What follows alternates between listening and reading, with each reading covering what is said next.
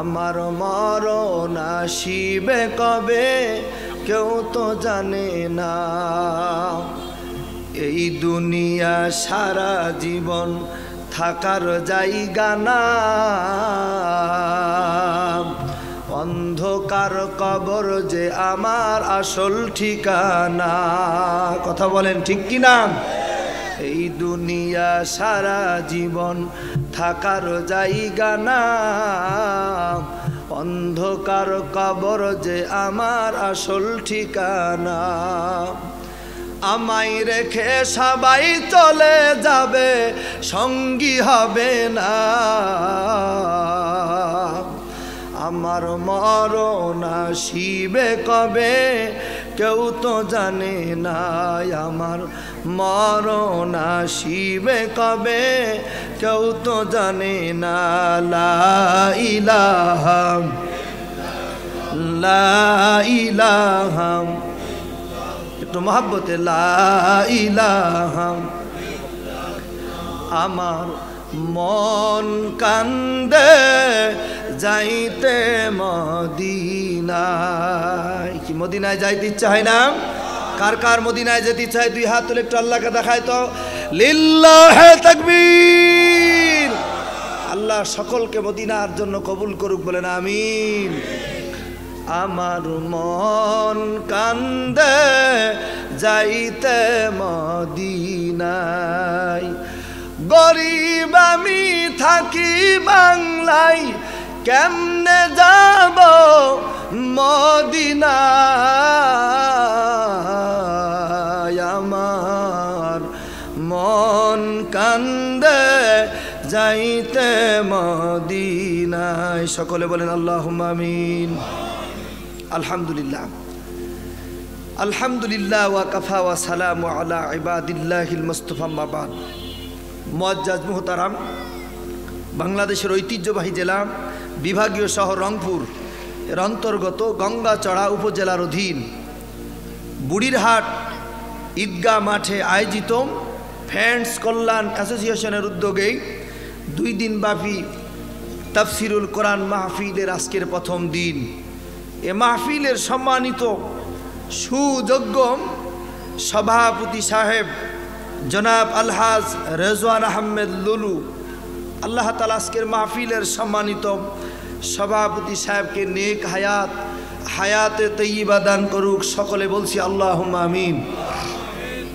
আজকের মাহফিলের সম্মানিত প্রধান অতিথি, বিশেষ অতিথিবিন্দু, আমন্ত্রিত অতিথিবিন্দু, সভা উদ্বোধক জনাব মোহাম্মদ রেজাউল করিম, মাহফিল পরিচালনায় জনাব আব্দুল খালেক সহ আপনাদেরকে আমার পূর্বে আলোচনা শুনিয়ে ধন্য করেছেন বিশিষ্ট ইসলামী চিন্তাবিদ, উদীয়মান তরুণ বক্তা, আপনাদের খুবই কাছের মানুষ। কি বলেন ঠিক কিনা? খুব সুন্দর আলোচনা করেছে। ভাইয়ের জন্য প্রাণ ভরে দোয়া, আল্লাহ তাআলা যেন তার এই বলিষ্ঠ কণ্ঠ ডাকে সারা পৃথিবীর মানুষের জন্য আল্লাহ পাক যেন কবুল আর মঞ্জুর করেন, বলেন আমিন।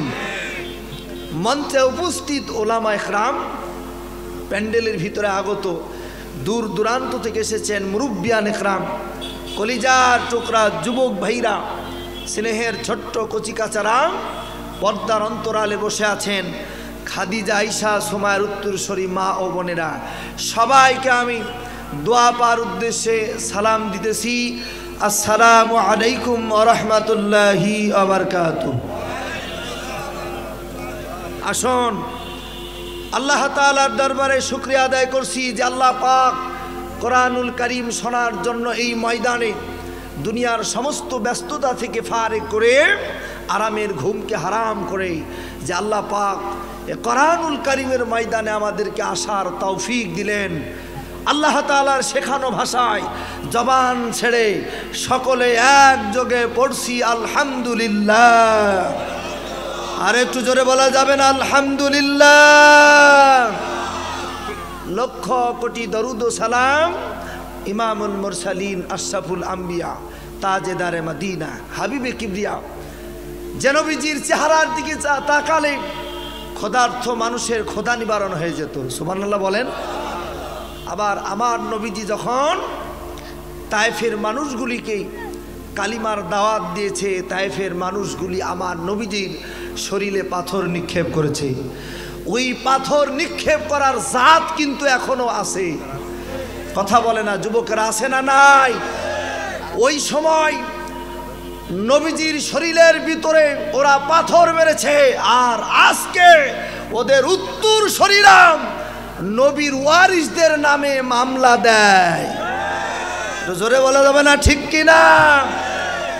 আমার ভাইরা, সে নবীর প্রতি দরদ ভরা সালাম সকলেই পড়ছি সাল্লাল্লাহু আলাইহি সাল্লাম। সম্মানিত ভাইরাম, আমি খুব বেশি সময় আপনাদেরকে কষ্ট দেব না, যেহেতু আগামীকালকে মাহফিল আছে। অল্প সময়ের ভিতরে আলোচনা শেষ করার চেষ্টা করব ইনশাআল্লাহ। ভূমিকাও বেশি নেব না, তবে ভূমিকার একটু বলতেই হয়। জমিনে একটু পানি দিতে হলে একটু আল বেঁধে নিতে হয়, কি বলেন ঠিক কিনা? কারণ আমার জমিনে পানি প্রয়োজন, অন্যের জমিনে পানি প্রয়োজন নাও হতে পারে। যদি আমার জমিনের পানি অন্যের জমিনে চলে যায় তো ওর কষ্ট হবে, এই জন্য একটু আল বেঁধে নিতে হয়। সম্মানিত ভাইরাম, আমরা কোরআন থেকে কথা শুনবো ইনশাআল্লাহ। অনেক মাহফিল আসলে কয় হুজুর রাজনীতির ওয়াজ করবেন না। আমি বলি এই দুনিয়াতে এই ছেলেরা, এই ওটো কেন এক নম্বর মাদ্রাসার ছেলেপেলের ব্রেক ঢিলতে এত তাড়াতাড়ি হয় না। পোশাক চাললে যুবকরা ব্রেক মারবা, ব্রেক যদি ব্রেক মারতে না পারো বোঝা যাচ্ছে যে হারবাল ছাড়া তোমার বউ টিকবে না। আর যারা মুরব্বী হয়ে গেছে, ব্রেক ঢিল হয়ে গেছে, তারা যাবে আবার পোশাক ফিরে চলে আসবে। যুবক বয়সে 1-1.5 ঘন্টা যদি পোশাক ব্রেক মারতে না পারি তো যুবক তো একেবারেই শেষ। আসলে সব মোবাইলে খাইছে নোংরা আর ওই ব্লু ফিল্ম দেখে, কথা কন ঠিক কিনা? শেষ হয়ে গেছে। আমার ভাইরা, এ কোরআনুল কারীম একটি প্রেসক্রিপশন, কি বলেন? এ কোরআনে রাজনীতি আছে না নাই? এই পৃথিবীতে সব থেকে শ্রেষ্ঠ রাজনীতির গ্রন্থ হলো মহাগ্রন্থ আল কোরআন। আমার ভাইরা, বিধায় এই কোরআন থেকে আমাদের কথা শুনতে হবে। এই যে আজকে মাহফিলকে কেন্দ্র করে বেশ কিছু রড লাইট টাঙাচ্ছেন। আচ্ছা বলেন তো আপনারা, এই রড লাইট টাঙানোর কারণে একটু আলো হয়েছে নাকি? কিন্তু সূর্য যেভাবে রাতের অন্ধকারকে দূর করে দেয়, ওইভাবে কি রাতের অন্ধকারকে দূর করা সম্ভব হয়েছে? কেন হয় নাই? এটা মানুষের তৈরি করা কৃত্রিম আলো, ঠিক কিনা? এই কারণে সূর্য যেমন রাতের অন্ধকার দূর করে, অন্ধকার দূর করা সম্ভব হয় নাই। আমি এই কথাটার দ্বারা আপনাদেরকে বুঝাতে চাই এটাই, যে এই পৃথিবীতে মানুষের তৈরি করা, আবু জেহেলের তৈরি করা ধর্ম নিরপেক্ষ মতবাদ দেয়া কোনোদিন শান্তি আসবে না। শান্তি যদি পেতে হয় এই কোরআনী মতবাদ প্রতিষ্ঠিত করতে হবে। চিল্লায় বলেন ঠিক কিনা? বিধায় কোরআনী মতবাদ, এই কোরআনের কথা আমাদেরকে শুনতে হবে। আমার ভাইরা, ডাক্তার, রুগী গেছে ডাক্তারের কাছে, কোথায়? ডাক্তার রোগ বুঝে চিকিৎসা দেয়। মাঝে মধ্যে মনে হয় যে এই রুগীকে ইনজেকশন দেওয়ার প্রয়োজন হয়, তাহলে ইনজেকশন দিতে হয়, কি বলেন ঠিক কিনা? ট্যাবলেটের সাথে সাথে ইনজেকশনও থাকে। রুগী যদি মনে করে ইনজেকশন দিলে তো শরীরে পুশ করলে একটু ব্যথা লাগে, তো আমি এই ইনজেকশন নেব না, তাহলে কি রোগ ভালো হবে? আমার ভাইরা, কোরআনে তো সুদের কথা আছে। যারা সুদখোর, সুদের কথা বললে তো রাগ হবেই, জোরে বলেন ঠিক কিনা? যারা টেন্ডারবাজি করেন, ওই ব্রিজের মধ্যে রডের বদলে বাঁশ দেয়, বিধবা টাকা মেরে খায়, এতিমের টাকা মেরে খায়, ওদের কথা বললে তো ওদের শরীরে লাগবেই। তাই বলে কি কথা বলা বন্ধ করা যাবে? যাবে না। আল্লাহ কবুল করুক, বলেন আমিন। আমার ভাইরা, যতক্ষণ বসে থাকবো একেবারে স্তব্ধভাবে বসে থাকবো, কারণ কোরআনের কথা এই যে আমার দিকে তাকান, স্টেজের দিকে তাকায় শুনবেন, প্রত্যেকটা তাকানোর কারণে আল্লাহ পাক নেকি দিয়ে দিবে। সুবহানাল্লাহ। আমার ভাইরা, এই কোরআনুল কারীমের মাহফিল আপনি মনে করবেন এই কোরআনুল কারীমের মাহফিল একটা জিহাদের ময়দান। কথা বলেন ঠিক কিনা? আর যেই মানুষগুলি আল্লাহ রাস্তায় জিহাদ করতে যে শহীদ হয়ে যায়, আল্লাহ রাব্বুল আলামিন তাদেরকে জান্নাতের উঁচু স্থান দিয়ে দেয়। সম্মানিত ভাইরা, এই জিহাদের ময়দানে, এই কোরআনুল কারীমের ময়দানে আপনি যখন কথা শুনবেন, কথা আলেম যখন কথা বলে, বক্তা যখন কথা বলে, শ্রোতারা যদি উঠা বসা করে তাহলে বক্তার কথা বলার মনোযোগ নষ্ট হয়। কথা বলেন ঠিক কিনা? আমার নবীজি বলেছেন তিনটা জিনিসের দিকে তাকালি বান্দার গুনাহ ঝরে যায়। বলেন কয়টা? এক নম্বর হলো কেউ যদি কাবার দিকে তাকায়, ওই কাবার দিকে কেউ যদি তাকায়, কাবা শরীফ বোঝেন তো, কাবার দিকে কেউ যদি তাকায়, ওই কাবার দিকে তাকানোর কারণে আল্লাহ পাক বান্দা বান্দির গুনাহ ঝরায় দেয়। মনে বড় আশা ছিল মদিনারও যায়,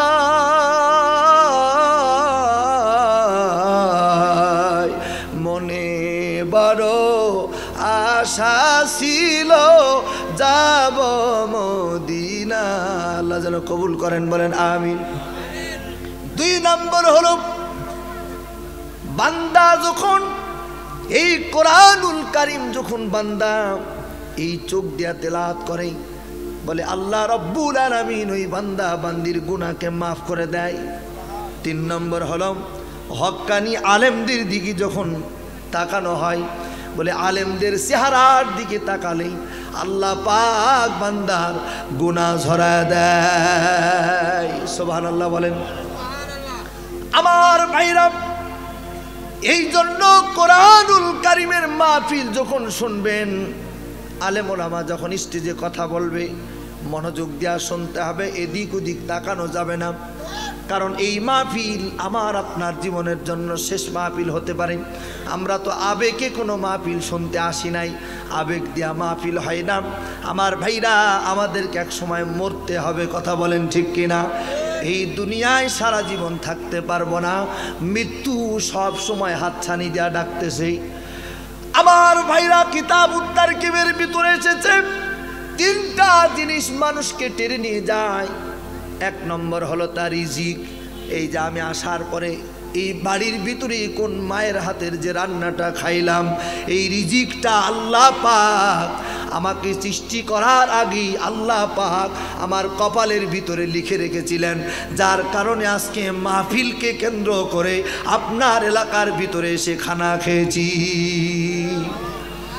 দুই নম্বর হলো মানুষকে টেনে নিয়ে যায় মৃত্যু। কি? মৃত্যু মানুষকে টেনে নিয়ে যায়। এই যে আমি সেই কুষ্টিয়া থেকে গাড়ি দিয়ে এসেছি, আমার ভাইরা, আমার মরণ যদি থাকি আসলাম, মাহফিল শেষ করে তুই বাড়ি যেতে পারবি না, রাস্তার ভিতরে অ্যাক্সিডেন্ট হয়ে যাবে, তোর ড্রাইভার বেঁচে যাবি, সফর সঙ্গী বেঁচে যাবে। আমার যদি মরণ লেখা থাকে আমার মরণ হয়ে যাবে।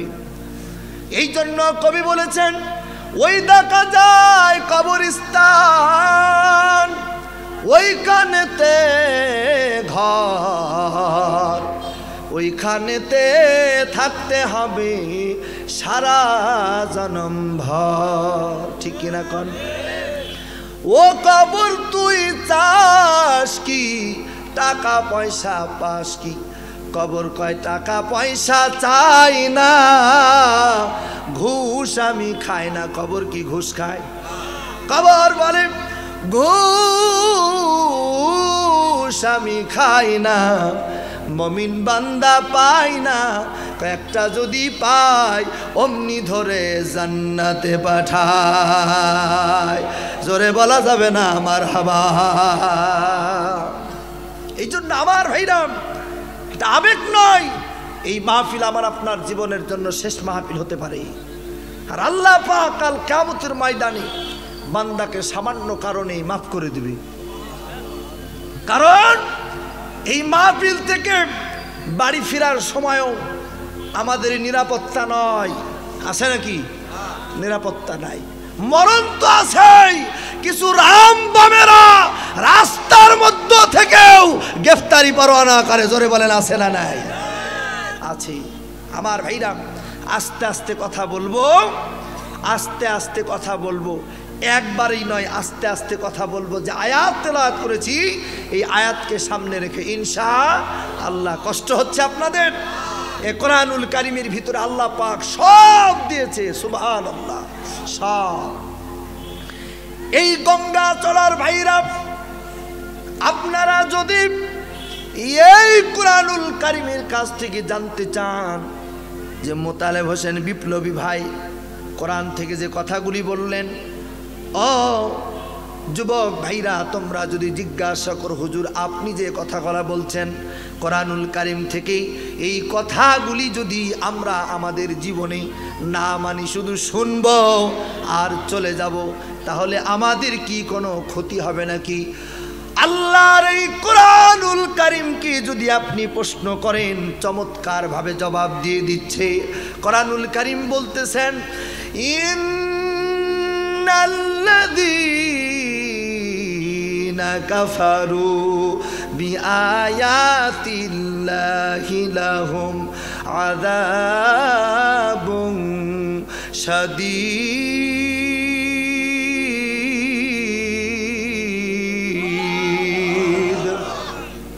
আল্লাহ তাআলা বলছে, দুনিয়ার মানুষ শোনো, ইন্নাল্লাযীনা কাফারু, নিশ্চয় যারা অস্বীকার করবে বিআয়াতিল্লাহ, আল্লাহ তাআলার আয়াতকে, বলে তাদের জন্য রয়েছে আযাবুন শাদীদ, শক্ত শাস্তির ব্যবস্থা।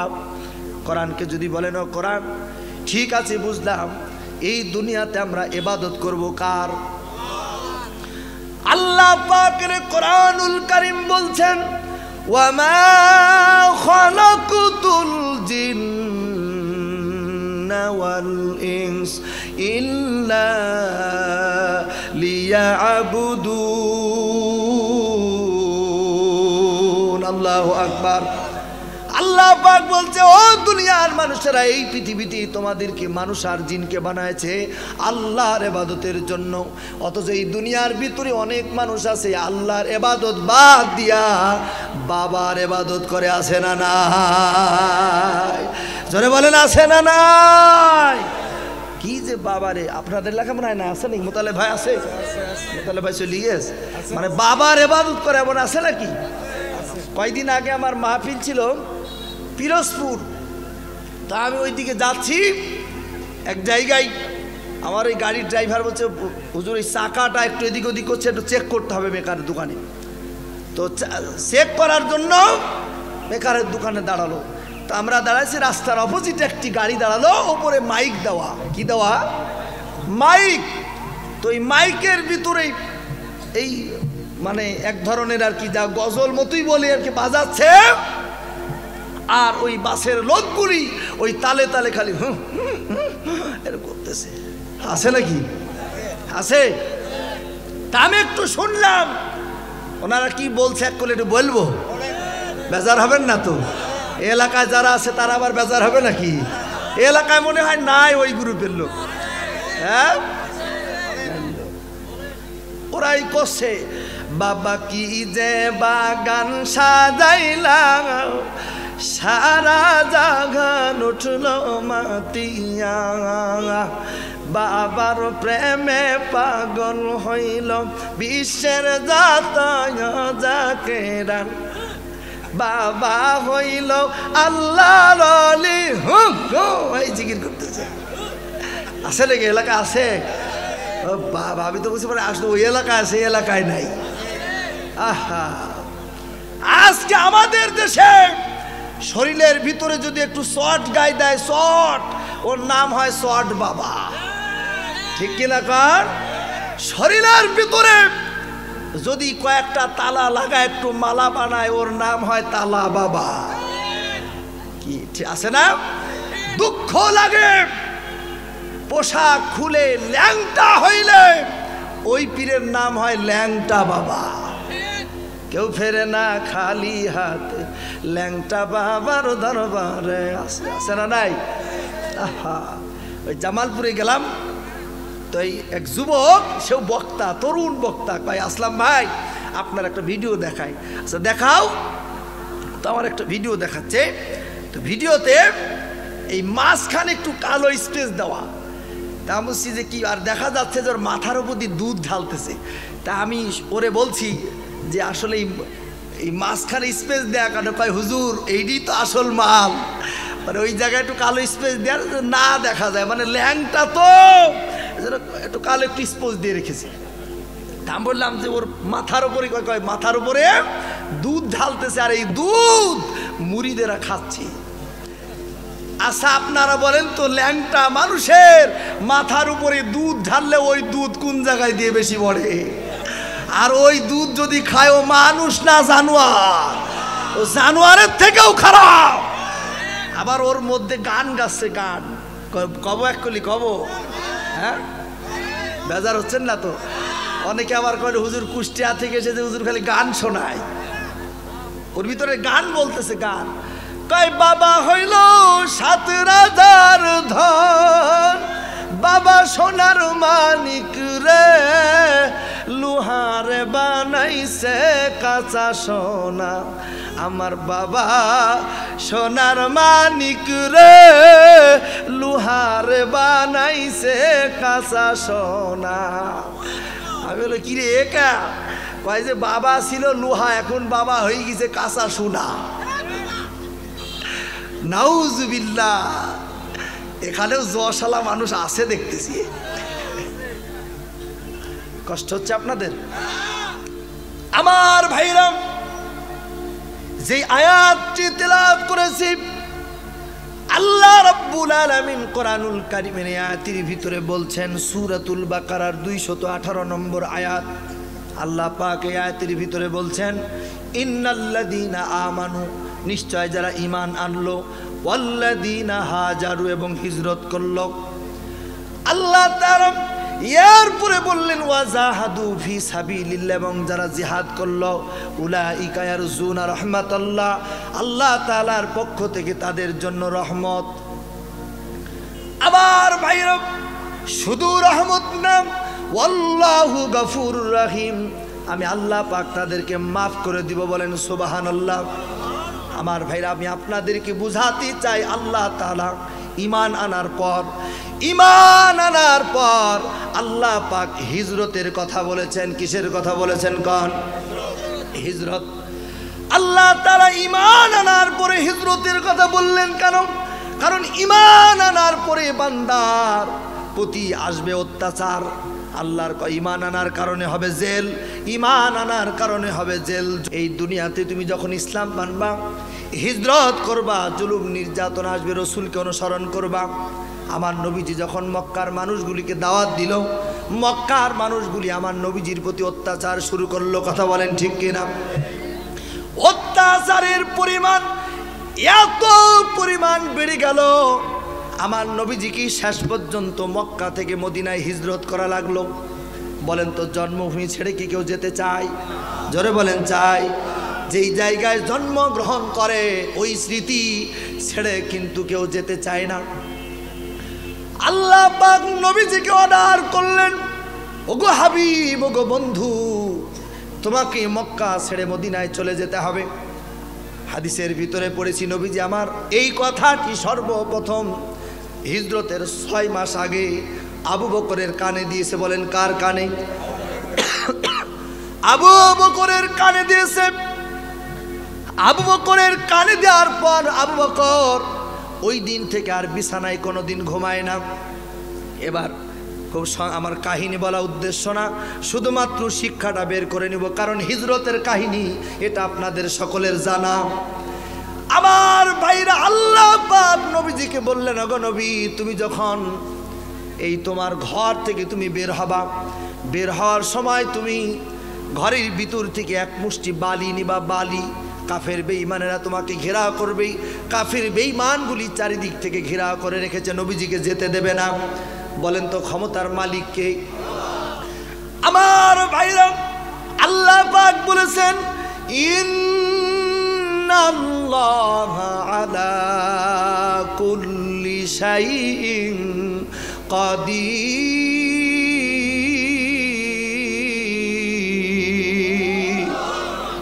আমার ভাইরা, সকল ক্ষমতার মালিক হলেন আল্লাহ পাক। আমার নবীজি হযরত আলী কি বললেন, এরে আলী, আমি যেই দিন চলে যাব, এরে আলী শোন, আমার বিছানার ভিতরে তোমাকে থাকতে হবে। আমি তোমার এই বিছানায় রেখে চলে যাব। আপনার একটু অন্তর দিয়ে কথাটা শুনুন। নবীজির বিছানায় যে আলী থাকবে, কাহিনী তো সারা জীবন শুনেছেন। নবীজির বিছানায় যে আলী থাকবে, বলেন তো আলী কি জানতো না কাফের বেঈমানগুলি নবীজিকে যদি না পায় তাহলে আমার কি অবস্থা হবে? জানতো কি জানতো না? কিন্তু হযরতে আলী রাদিয়াল্লাহু তাআলা নবীজির কথায় কিন্তু না বলে নাই। আমার নবীজির কথায় না বলে নাই, কারণ নবীজির প্রতি যদি আনুগত্য করা হয়, নবীজিকে যদি অনুসরণ করা হয়, ওয়াগফির লাকুম যুনুবাকুম, আল্লাহ বলে আল্লাহ পাক তার জীবনের গুনাহগুলোকে মাফ করে দিবে, বলি সুবহানাল্লাহ। আমার বাইরে, আমার নবীজি হযরতে আলীকে বিছানার ভিতরে শোয়ায় রেখে নবীজি আমার এক মুষ্টি বালি হাতে নিলেন মেজো থেকে। নেওয়ার পর আল্লাহ পাক বললেন, ওগো হাবিব, তুমি সূরাতুল ইয়াসিনের 1 থেকে 9 নম্বর আয়াত তেলাওয়াত করবে। সুবহানাল্লাহ বলেন। সূরাতুল ইয়াসিনের 1 থেকে 9 নম্বর আয়াত তেলাওয়াত করবে। এই আয়াত তেলাওয়াত করার পর এক মুষ্টি বালি তুমি নিক্ষেপ করবা, কাফের বেঈমানদের চোখের ভিতরে পৌঁছানোর দায়িত্ব আমি আল্লাহ। আমার ভাইরা, আমার নবীজি ওই যে এক মুষ্টি বালি নিক্ষেপ করে নবীজি আমার চলে গেলেন আবু বকরের ঘরের কাছে। যখন বাড়ি ছেড়ে যখন চলে গেলেন, বারবার আমার নবীজি কাবার দিকে তাকায়। এরে কাবা, এই মক্কার মানুষগুলি আমাকে আর থাকতে দিল না। হাজারো ব্যথা বেদনার পরে ফিরে আসনি তুমি আপন ঘরে। কথা বলেন ঠিক কিনা? দিনের আলো তুমি ছড়িয়ে দিতে চলে গেলে মদিনা মক্কা ছেড়ে। হে রাসূল, তোমাকে ভুলি আমি কেমন করে? হে রাসূল, তোমাকে ভুলি আমি কেমন করে?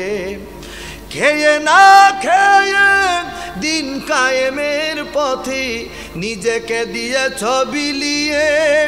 তায়েফের কাফেরেরা চিনল না সে আলো, দুষ্টু ছেলেদের লেলিয়ে দিল। ঠিক কিনা কার? আমার নবীজি তিনি ঈমান আনার আল্লাহ তাআলা হিজরত করার পর্যন্ত নির্দেশ দিলেন। নবীজি আমার চলে গেলেন। বিছানায় আছে কে? জোরে বলেন, বিছানায় আছে কে? হযরতে আলী। আলী বিছানার ভিতরে আছে। এদিকে নবীজি চলে যে হযরতে আবু বকরের দরজার ভিতরে ঠোকা দিয়েছে। আমার নবীজি দরজায় ঠোকা দিতে দেরি হয়েছে, দরজা খুলতে দেরি হয় নাই। সুবহানাল্লাহ বলেন। আমার নবীজি হযরতে আবু বকরকে বলতেছে, আবু বকর, তুমি কি বিছানায় ঘুমাও নাই? আবু বকর বলছে, ইয়া রাসূলুল্লাহ, যেই দিন আপনি বলেছেন আমাকে আপনার সঙ্গী হতে হবে, ওই দিন আর কোনোদিন আমি বিছানায় মাথা রেখে ঘুমাই নাই। সুবহানাল্লাহ বলেন। আমার ভাইরা, নবীজি আবু বকরকে সাথে নিয়ে চললেন। এদিকে ঘরের ভিতরে হযরতে আলী, সকাল বেলায় আবু জেহেলের লোকজন হযরতে আলী যে ঘরের ভিতরে আছে ওরা তো জানে না, দরজা নড়ায়। দরজা কি করে? দরজা খোলো। কিন্তু হযরতে আলী দরজা খোলে না। দরজা, আমার ভাইরা শিক্ষা আছে, দরজা খোলে না। হযরতে আলীকে প্রশ্ন করলে আলী বলছে, আমি দরজা খুলিনি, তার কারণ হলো দরজা খুলতে যতক্ষণ দেরি করব আমার নবীজি মদিনার দিকে ততক্ষণ পর্যন্ত এগিয়ে যাবে। জোরে বলা যাবে না সুবহানাল্লাহ? অথচ আমার দেশে কিছু বেঈমান আছে, নামের আগে মোহাম্মদ লাগায়, ওপর থেকে চাপ দেয়, এলাকার ভিতরে কোন মানুষগুলি কোন দল করে আমাদের কাছে লিস্ট দাও, তোমার একটা পদে বসায় দেব। কথা কয় না? আছে না আমার ভাইরা? হযরতে আলী দরজা খোলে না, এক পর্যায়ে দরজা ভেঙে ফেলে। ভেঙে হযরতে আলীর চাদর ধরে টান মারে। এরপরেও হযরতে আলী চাদর ছেড়ে না।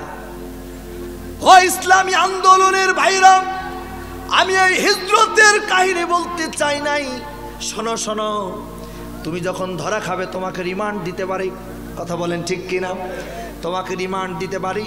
হযরতে আলী ইসলামের জন্য নিজের চাদরটা পর্যন্ত ছেড়ে নাই, ঘরের দরজা খোলে নাই।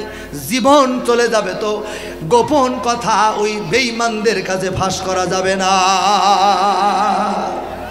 এটা হলো ইসলামের শিক্ষা। এই জন্যই তো জীবন চলার ক্ষেত্রে অনুসরণ করতে হবে রসুলের। বলেন কার? জোরে বলেন কার? আমার ভাই, ঈমান আনবেন। ঈমান আনার পর, ঈমান আনার কারণে, আল্লাহর আইন মানার কারণেই আপনার প্রতি এইরকম জুলুম নির্যাতন আসবে। কথা বলেন ঠিক কিনা? আমার ভাইরা খেয়াল করুন, খুব খেয়াল করুন। যখন নবীজি আমার মদিনায় চলে গেলেন, মদিনায় যাওয়ার পর বলেন তো এলাকার ভিতরে কোনো একজন মানুষ থাকলে তাকে মানুষ ভালোবাসে কিনা? কন, তাকে মানুষ ভালোবাসে। নবীজি যখন চলে গেলেন, মক্কার কিছু মানুষ নবীজির জন্য পাগল পারা হয়ে গেল যে না, ওই আব্দুল্লাহর বেটা মুহাম্মদ রে না দেখলে আমার ভালো লাগে না। যেমনি ভাবে আমরা যতই তাফসির শুনি, একটা মানুষের তাফসির না শুনলে আর ভালো লাগে না। কথা বলে ঠিক কিনা? আল্লাহ রসুল, এই যুবক, এই ওঠো কে, বসো, এই তুমি ওঠো কে, সব ব্যাটারি ফিউজ হয়ে গেছে। বিনা কারণে মা পেলে সৌন্দর্য নষ্ট করে অল্প সময় ছেড়ে দেবো। কষ্ট হচ্ছে আপনাদের? কথাটা আমি গুছাই, মজা লাগবে। কথাটা একটু গুছাই, ভালো লাগবে। কারণ পেট ভরে খাওয়ার পরে শেষ বেলায় দই পালে একটু ভালোই লাগে। কি কন? একটু গুছাই করার একটা আলোচনা মনোযোগ দিয়ে শুনতে শেষ বেলায় বোঝা যাবে আসলে বিষয়টা কি। আমার ভাইরা, যে কথা বলছিলাম, নবীজি আমার চলে গেলেন, কিছু মানুষের ভালো লাগে না যে আল্লাহ রাসূল নাই। তার ভিতরে একজন যুবক হলেন, তার নাম হলো আব্দুল উজ্জা। কি নাম? আব্দুল উজ্জা। বকরি উট দুম্বা চড়ায়, কিন্তু ভালো লাগে না। ও কেন ভালো লাগে না? কয় মক্কার পরতে পরতে যখন আমি ঘুরি, মাঝে মধ্যে আব্দুল্লাহর বেটা মুহাম্মদের সাথে দেখা হতো। সুবহানাল্লাহ বলেন। কিন্তু ওই মানুষটাকে আর দেখছি না। সৃষ্টির সেরা তুমি, এ বুকে রত্ন তুমি, তুমি যে মদিনা বুলবুল, তোমাকে চিনতে করিনি ভুল। ঠিক কিনা কন? হে রাসূল, তোমাকে চিনতে করিনি ভুল। দিনের লাগিয়া তুমি কতই না কেঁদেছো, উহুদের ময়দানে তুমি কত রক্ত ঝরাইছো, করেছো ধরাকে ব্যাকুল, তোমাকে চিনতে করিনি ভুল। মারহাবা কার? আব্দুল উজ্জা। খুব সংক্ষেপে বলতেছি, বাড়িতে এসে চাচার বাড়ি এসে বলছে, চাচা আমার আর এই মক্কা ভালো লাগে না। কি ভালো লাগে না? মক্কা ভালো লাগে না। বলে কেন? কয় চাচা আমি মনে করেছিলাম তুমি আব্দুল্লাহর বেটা মুহাম্মদের কাছে কালিমা পড়ে মুসলমান হয়ে যাবে, কিন্তু আব্দুল্লাহর বেটা মুহাম্মদ চলে গেল, তুমি কালিমা পড়ে মুসলমান হও নাই। ও চাচা, আমি তোমার সামনে ঘোষণা দিলাম, লা ইলাহা ইল্লাল্লাহ মুহাম্মাদুর রাসূলুল্লাহ সাল্লাল্লাহু আলাইহি সাল্লাম। বলেন, চাচা বলছে, ভাতিজা তুমি কি জানো এর পরিণতি কি? কয় আমা এই বাড়ি ছাড়তে হবে তোমাকে। বলে রাজি আছি। বাড়ি ছেড়ে আব্দুল উজ্জা চলে যাচ্ছে। পিছন থেকে চাচা বলছে, তোমার শরীরের ভিতরে যে পোশাকগুলি, আব্দুল উজ্জার ইমানের বড় দাম, এই আব্দুল উজ্জার ইমানের বড় দাম। ইমান গ্রহণ করার কারণে বাড়ি ছেড়েছে, এমনকি শরীরের পোশাকটা পর্যন্ত খুলে নিয়েছে। আমার ভাইরা, আব্দুল উজ্জার নবীজি পরবর্তীতে নাম রেখেছেন আব্দুল্লাহ। কি নাম বলেন? আব্দুল্লাহ। আজকে আমাদের সমাজে অনেক মানুষ তার নাম রাখে, এমন নাম রাখে ইতি। ইতি মানে শেষ, আছে না নাই? নাম রাখে লালটু, আছে না নাই? নাম আছে বল্টু। আমার ভাইরা, নাম রাখে সেতু। সেতু মানে ব্রিজ, আছে না নাই? এই আব্দুল্লাহ এত জোরে কোরআনুল কারীম তিলাওয়াত করে, সাহাবীরা বড় বিরক্ত হয়ে যায়। নবীজি যখন এই কথা বললেন, কিছুদিন পর হুনাইনের যুদ্ধ বেঁধে যাবে। সবাই এসে নবীজির কাছে বিভিন্ন সম্পদ, টাকা পয়সা দিচ্ছেন, কিন্তু আব্দুল্লাহ দেওয়ার মতো কিছু নাই। আব্দুল্লাহ বলে, ইয়া রাসূলুল্লাহ, আপনি আমার জন্য দোয়া করুন, আমি যেন আল্লাহ রাস্তায় শহীদ হয়ে যাই। আমার নবীজি আব্দুল্লাহরে বললেন, আব্দুল্লাহ তুমি যাও, একটা গাছের বাকল নিয়ে আসো। একটা গাছের বাকল নিয়ে আসলেন, আব্দুল্লাহর শরীরের ভিতরে বেঁধে দিলেন, দিয়ে বললেন, আব্দুল্লাহ শোনো, তোমার জন্য তোমার রক্ত ওই কাফের বেঈমানদের জন্য হারাম করে দিলাম। তোমার রক্ত ওই কাফের বেঈমানদের জন্য হারাম করে দিলাম। আব্দুল্লাহ এই দোয়া যখন করলেন, নবীজিকে বললেন, ইয়া রাসূলুল্লাহ, আপনি কি দোয়া করতেছেন? আপনি দোয়া করুন, আমি যেন শহীদ হয়ে যাই। আমার নবীজি বললেন, এ রে আব্দুল্লাহ শোনো, তুমি যদি আজকের পর থেকে জ্বর এসেও যদি মারা যাও, আল্লাহ পাক তোমাকে শাহাদাতের মউত দান করবে। বলেন সুবহানাল্লাহ। কিছুদিন পর আব্দুল্লাহর শরীরের ভিতরে জ্বর এসে গেল। এই জ্বরের মধ্যে আব্দুল্লাহ দুনিয়া থেকে বিদায় হলেন। নবীজি আমার ছুটে চলে গেলেন, নিজ হাতে তিনি নবীজি আমার তার শরীরের ভিতরে কাফন পরালেন। আমার ভাইরা, আমার নবীজি এই আব্দুল্লাহকে যখন দাফন করা হয়, আব্দুল্লাহর লাশটা কাঁধে করে নিয়ে যায় হযরতে আবু বকর, হযরত ওমর বলে, এ রে আব্দুল্লাহ, আজকে যদি তুমি আব্দুল্লাহর লাশটা না হয়ে আমি যদি লাশটা হতাম, আমার জীবনটা বড় ধন্য হয়ে যেত। আমার ভাইরা, দূর থেকে লক্ষ্য করলেন হযরত ওমর, কবরের ভিতরেই আমার নবীজি নেমে দাঁড়ায় আছে। আব্দুল্লাহর লাশটা আমি নিজে কবরের ভিতরে রাখবো। হযরতে আবু বকর দুই চোখের পানি ছেড়ে কান্দে, আর আব্দুল্লাহর লাশের ভিতরে হাত দেয়া বলে, এ রে আব্দুল্লাহ, এই লাশটা যদি আজকে আমার হতো, আমার কপালটা কতই না ভালো হতো। যেই কবরের ভিতরে মুহাম্মদ রাসূলুল্লাহ সাল্লাল্লাহু আলাইহি সাল্লাম নিজেই হাত দিয়া লাশটা কবরের ভিতরে নামালেন। বলেন তো, কপাল ভালো না খারাপ? জোরে বলেন না, ভালো না খারাপ? আমার ভাইরা, আজকে আপনিও যদি এই কোরআনুল কারীমের ময়দানকে জিহাদের ময়দান মনে করে, ইসলামী আন্দোলনের ময়দানকে জিহাদের ময়দান মনে করে যদি আপনার জ্বর এসেও যদি মারা যায়, আল্লাহ পাক আপনাকে শাহাদাতের মউত দান করবে।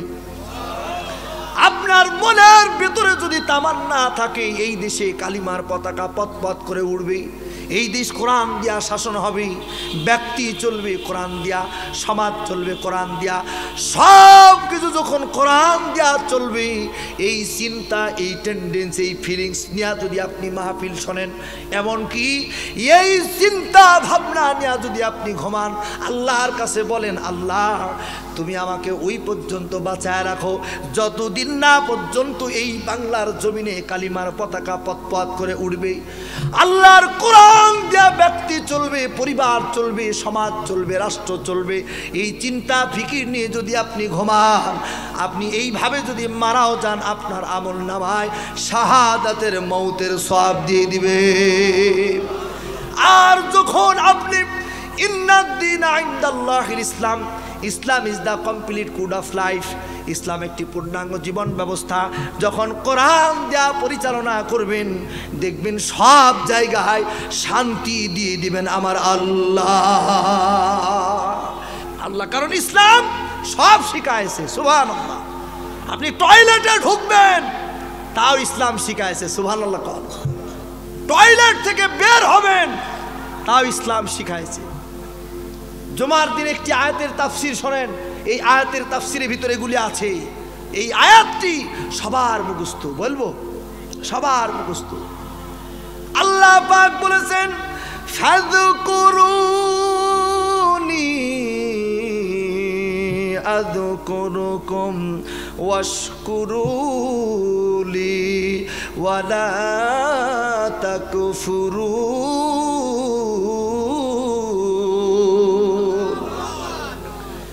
আমার ভাইরা, আল্লাহ তাআলা এই আয়াতের ভিতরে যে জিকির শব্দটা দিয়েছেন, এই জিকির শব্দের তাফসীরের ভিতরে আপনি কোন নিয়ম চান সব কিছু কোরআনে আছে। এমনকি বউ পিটাবেন কিভাবে তাও আছে।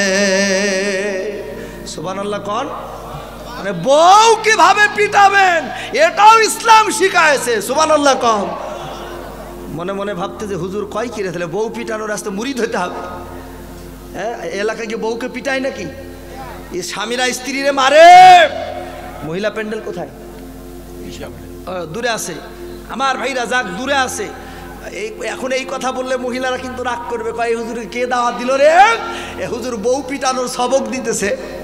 হ্যাঁ, বউ পিটাবেন। কারা কারা বউ পিটান হাত তুলে দেখান তো, কারা কারা বউ পিটান?